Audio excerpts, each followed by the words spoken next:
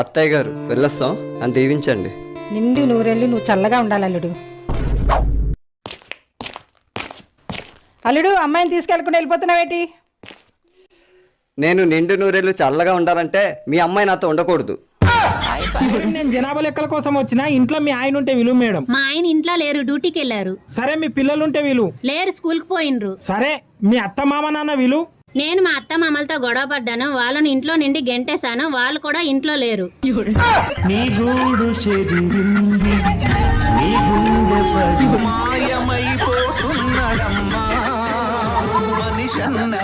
బండి ఆపు ఆపు మేడం, బండి ఆపు ఆపు.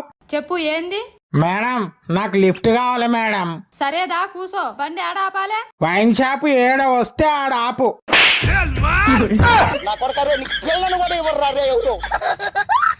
చెప్పమ్మా నీకేమైతున్నా చెప్పు.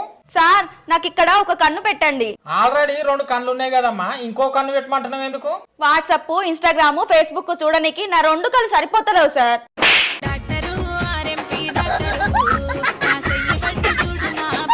అమ్మా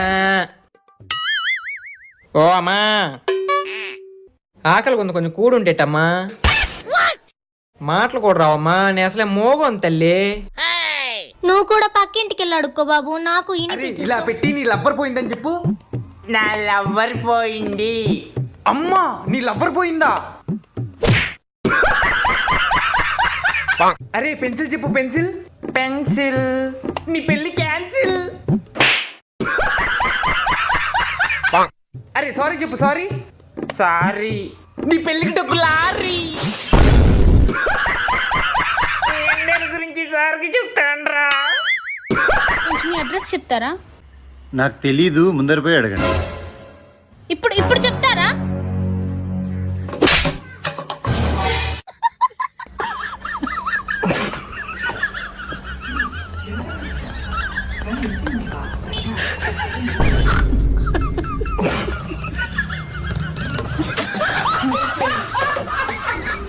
ఏంటి ఒకసారి మొబైల్ ఇస్తారా? మా ఆయన గారికి ఫోన్ చేసి ఇస్తాను. సరేనండి.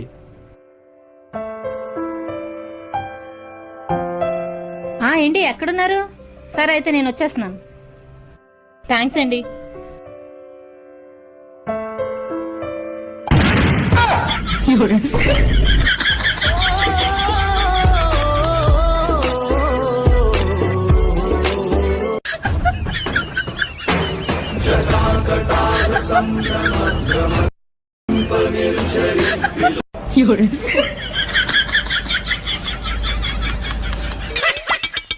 అత్తయ్య గారు బయటకు కుక్కల బండి వచ్చిందంట, మీరు బయటకు అసలు రావద్దు. అలాగేనమ్మా.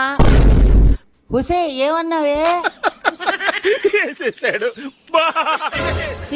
చీమలు పాడుగాని అడ్డగోలు చీమలు పట్టినాయి అన్నానికి. ఏ అచ్చదా కాగవారా మాటి మాటికి ఫోన్ చేస్తాను. జైలు ఎత్తనన్నా తప్పించుకొని వచ్చడానికి ఈజీరా, ఇంట్లోకి వెళ్ళి తప్పించుకొని వచ్చుడు కష్టం. రాగురా. ఎటు పోతున్నావు? 3 రోజులు అవుతుంది బండిలో పెట్రోల్ లేక. పోయించుకొని వస్తా. నువ్వు పోయించుకుంటావా బండ్లో పోపిస్తావా పెట్రోలు? అండ్లకు పోయిస్తే ఇండ్లకు లేవు, ఇండ్లకు పోయిస్తే అన్నకు లేవు పైసలు. సరే గాని చీమలకు రాంగ పౌడర్దే.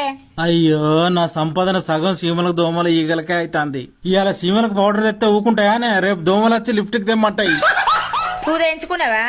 వేయించుకున్నా గానీ బాగా నొప్పి ఉండదు కావచ్చు కదా? ఏ నొప్పి లేదేం లేదు.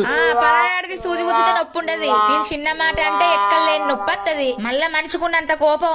నీ అవ్వ కర్మ పెండ్లం ఉండబోయ్యా, అందరి ఇన్నాళ్ళు ఇంతేనా? ఒక్క నా ఇంట్లో. నీకు మీ అమ్మ అంటే ఇష్టమా, మీ ఆయన అంటే ఇష్టమా? మా ఆయన అంటేనే ఇష్టం. నీకు మీ అత్త అంటే ఇష్టమా, మీ ఆయన అంటే ఇష్టమా? మా ఆయన అంటేనే ఇష్టం. ఎందుకండి మీ ఆయన అంటే నీకు అంత ఇష్టం? వాళ్ళతో గొడవ పడినప్పుడు గెలిచిన చరిత్రే లేదు. మా ఆయనతో గొడవ పడినప్పుడు ఓడిన హిస్టరీయే లేదు. ఎక్కడికి వెళ్ళొస్తున్నావే? 1 గంట కోసం మెంటల్ హాస్పిటల్కి వెళ్ళాను. మెంటల్ హాస్పిటల్ కా? దేనికే? మీ అమ్మగారు ఆవిడతో ఎలా ఉండాలో నేర్చుకోమని చెప్పారు. మెంటలతో ఎలా ఉండాలో నేర్చుకోవడానికి మెంటల్ హాస్పిటల్కి వెళ్ళాను.